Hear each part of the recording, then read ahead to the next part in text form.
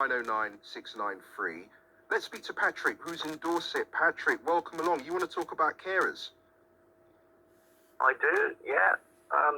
From my experience with trying to claim benefits while you're caring for somebody at home, for example, as I was, my mother was involved in a traffic accident. I was caring for her at home. I eventually got her to walk again. The doctor says she wouldn't walk again, but apart from that, it was a nightmare because I was a family member and I wasn't entitled. I was told at the job centre I wasn't entitled to benefits at the time because I was a family member. That was one of their policies. So that put me off applying for any benefits regarding caring at home for people, or myself for that matter, in the future. That must have been really frustrating being told. And what was it like generally looking after your mum? Oh, of course it was a stressful experience, you know. But we're tough, you know. We have an Irish mindset in our DNA, so we're tough as old boots. And, you know, we got through it okay. But it could have been helpful if there was benefits from the state at the time. And as it turned out, it changed my whole view on being dependent on the state. See? What did it change? What was your perception? Well, it made me realise that we're on our own really now. Especially now. That was 20 years ago. The situation is even worse now. People are on their own. If they can expect government help in their lives, forget it.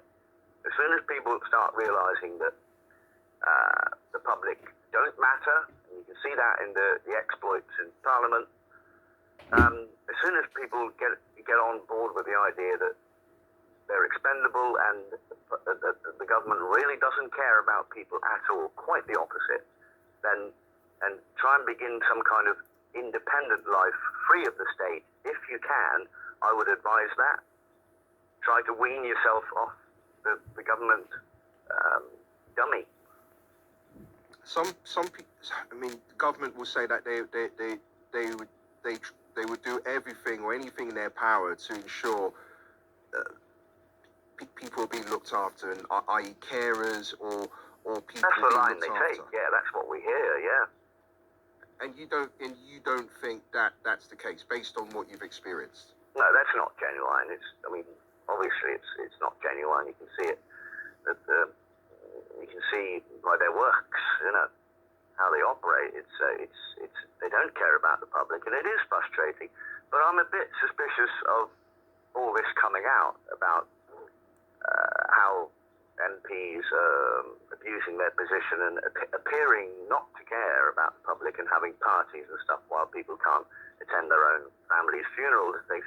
I'm a bit suspicious of that there may be an agenda, a bigger picture here. Nothing happens in government by accident. Any leaks that come out or any scandals are supposed to come out.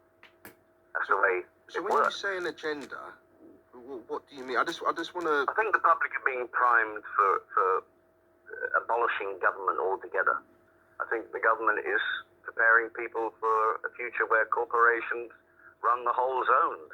You know, that's what I fear. Maybe. I mean, Patrick, you fear that. I mean, obviously, government not here to put their side across, but some may deem that to be rather strong.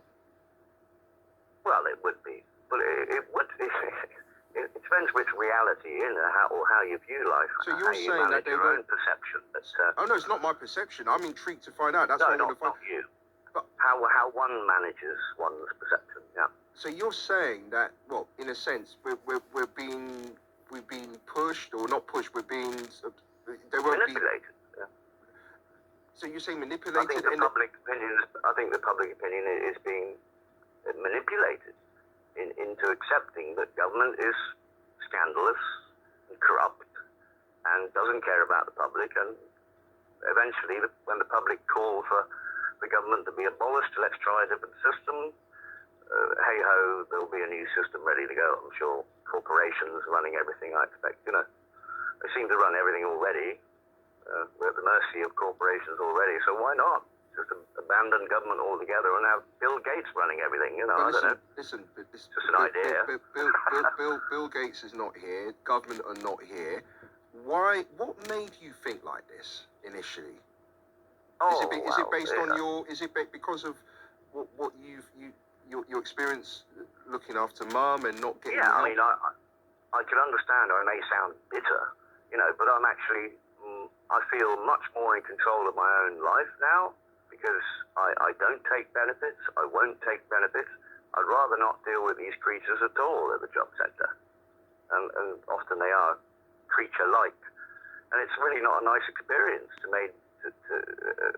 feel that you are a second-class human being, and that's the way it's set up. It's a very stressful experience, and one I could do without. So I'd rather be as free and work for myself or volunteer if I needed to. And I would suggest to everybody that if they can, if it's all possible, try and keep as much independence from the state as you can. Try and be as independent and self-sufficient and don't rely on the government. I would say to people, don't rely on the government. They're not there to help you anymore. They would, Patrick. That's it. Patrick, thank you.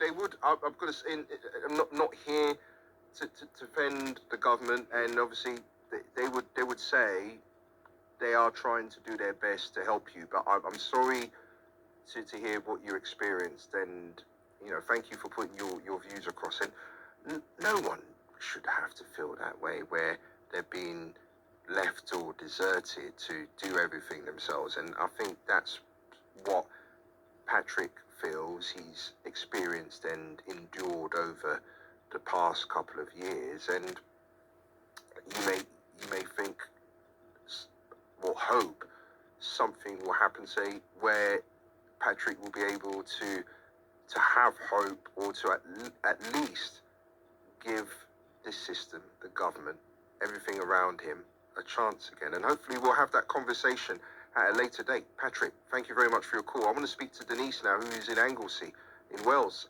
Denise, welcome. Yes, good morning, Edward. Good morning. Are you well? I'm well, thank you very much. Thank you for asking. I hope you've had a good weekend. Yes, busy one, writing, just the art class and bit of art. But first of all, before we talk about swimming, your last caller, Patrick, he's spot on, absolutely spot on. You think so? Oh yes, yeah. If I could, I'm trying to stay independent. Edward, I can't walk, right? I can do steps, but it hurts from the spinal condition. Now, if I could work, it distracts. What Patrick said is right. It distracts from the pain. I'm trying to stay independent, and I've been told that if